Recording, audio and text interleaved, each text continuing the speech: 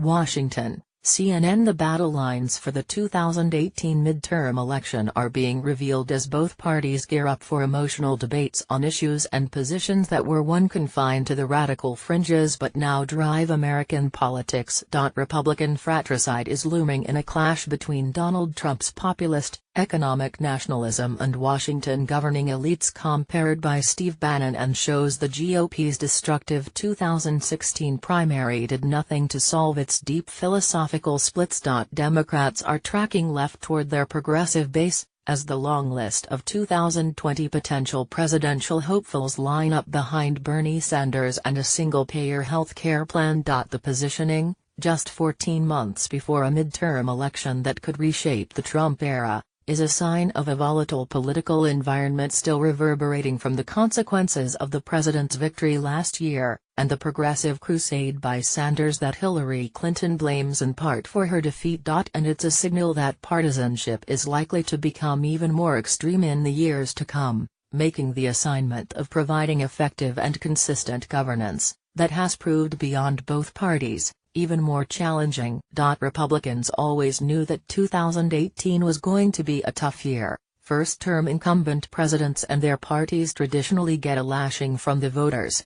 But the GOP's hopes of holding the House and expanding its majority in a favorable set of Senate races are being threatened by internecine conflict. Increasingly, Trump, the Republican president, has seemed to be running against his own Republican Party, fulminating at its leaders for failing to pass his agenda and feuding with individual lawmakers who criticize him.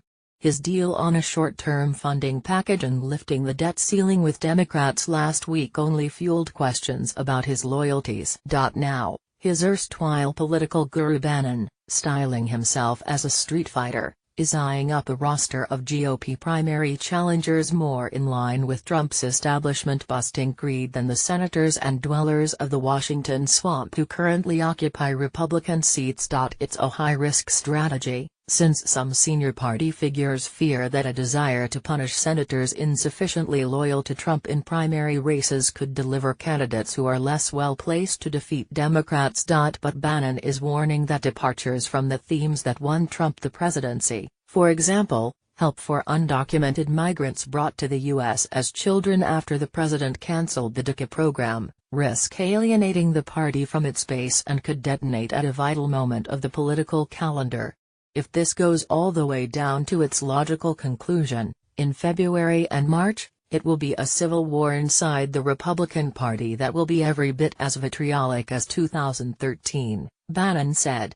And to me, doing that in the springboard of primary season for 2018 is extremely unwise. A source close to Bannon told CNN that he is preparing to back primary challengers against Republican senators including Roger Wicker in Mississippi, Bob Corker in Tennessee and Dean Heller in Nevada, as well as Jeff Flake, a vehement Trump critic, in Arizona. Interventions by Bannon could introduce a powerful, disruptive element to Republican primary races, especially if he is funded by his wealthy backers in the Mercer family and given his ability to inject populist rhetoric into the bloodstream of the Trump base through Breitbart News, where he returned after leaving the White House last month. Competitive primaries could also force Republican bosses to divert attention and resources away from efforts to unseat incumbent Democratic senators and the effort to cling on to the House, where GOP worries are being exacerbated by a growing list of retirements of veteran lawmakers.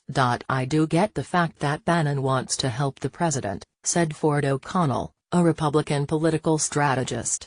I get the fact that a lot of folks who support the president are frustrated with more mainstream members of Congress who are not pushing the Trump agenda through, he added. That said, this could wind up being potentially disastrous.